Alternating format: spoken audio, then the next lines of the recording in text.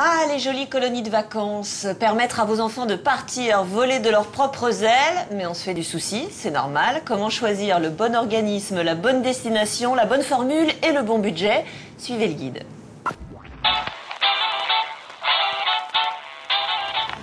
Alors, on va regarder un peu pour les vacances, les prochaines vacances pour partir en colonie. Sportive, linguistique ou même artistique, il existe aujourd'hui 1001 formules de séjour vacances pour les jeunes de 4 à 18 ans. Pas toujours évident pour les parents de s'y retrouver. Nos critères qui sont primordiaux, c'est la sécurité. C'est un niveau de compétence important de la part des animateurs, à savoir qu'ils soient bien formés, suffisamment matures, pas trop jeunes, et qu'il y ait une diversité des activités qui soient proposées. On cherche surtout ce qui va correspondre à leurs attentes et aux nôtres pour que tout le monde soit content à la fin du séjour. Allô, allô? Est-ce que vous êtes chaud pour la fin des activités? Pour choisir la colonie idéale parmi celles que proposent les 20 000 organismes du marché, il faut prêter attention à 3 points importants. Le choix de l'activité, la tranche d'âge et bien sûr, le prix. Aujourd'hui, Jordan, il va faire de la boxe. Coco, elle va s'occuper des poneys. Premier point, bien choisir son activité. Ici au château de Saint-Fargeau dans l'Yonne, c'est un séjour multi-activité pour les 6-12 ans qui est proposé. Attention, beaucoup de colos proposent un seul thème pour toute la semaine, alors pas question de se tromper. Ici on fait du tennis, de l'escrime, du cirque. Là ce matin j'ai fait des beaux-arts et là je fais du cirque. Je prends le goûter dehors et tout va bien. Choisir un séjour, en premier lieu, ça se fait avec l'enfant, mais surtout, c'est une globalité. C'est pas uniquement une activité ou un lieu.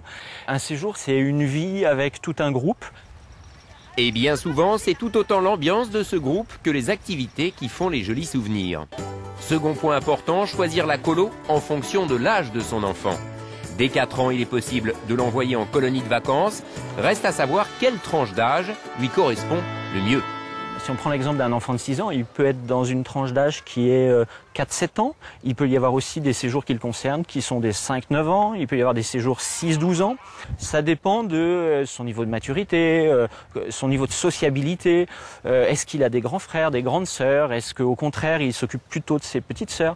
Et en fonction de ce niveau de maturité, de ce niveau de timidité, de ce niveau d'évolution, on peut choisir la tranche d'âge. Avant de faire votre choix, un conseil pratique, n'hésitez pas à appeler les organisateurs, ils sont les mieux placés pour vous aider. Une marche!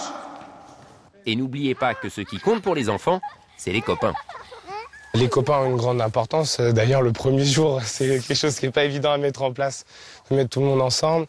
Après, l'animateur a une grande part, parce qu'au niveau affectif, il y en a qui sont très petits, hein, à 6 ans, c'est pas évident de rester une semaine sans papa et maman. Donc toujours avoir un animateur présent, c'est très important. Dernier point essentiel pour beaucoup de familles, le budget. Même si l'année dernière, plus d'1 million d'enfants sont partis en colonie de vacances, question prix, tous les parents ne peuvent pas se permettre les mêmes choix. Il faut compter entre 350 et 800 € la semaine pour le séjour d'un seul enfant. Des séjours peuvent paraître chers à cause du transport, parce que la destination est lointaine. Des séjours peuvent paraître chers parce que il y a beaucoup d'encadrement, un encadrement renforcé dans l'équipe d'animation, ou peut tout simplement paraître cher parce que les activités coûtent cher. Il est évident qu'un séjour de plongée sous-marine va coûter plus cher en termes d'activité qu'un camp sous toile où l'objectif sera de découvrir la forêt. Pour faire baisser la note, il existe différentes solutions. La première, c'est l'éventuel comité d'entreprise qui peut prendre en charge une partie du prix du séjour de votre enfant. Par ailleurs, certaines mairies accordent des aides en fonction de vos revenus ou organisent même leur propre séjour. Enfin, en fonction de votre quotient familial, votre CAF peut elle aussi intervenir. La caisse d'allocation familiale détermine un prix par jour et par enfant qui lui est alloué et qui vient directement en déduction du prix du séjour, la caisse payant directement l'organisateur du séjour. Et pour le choix définitif, soyez intransigeants en contrôlant que la colonie est agréée par le ministère de la Jeunesse et des Sports et de la Cohésion sociale. Les organisateurs de colo vous le diront, ce n'est pas forcément le prix qui fait la qualité du séjour. Une colo à petit prix et près de chez soi peut réserver de jolies surprises. Alors les enfants, on repart l'année prochaine ? Voilà pour la colonie de vacances. La semaine prochaine, nous parlerons des vacances de votre animal domestique. Et là, pas de colo. Alors, que fait-on du chien ou du chat? On le fait garder? Par qui? À quel prix? On l'emmène? Quelle organisation?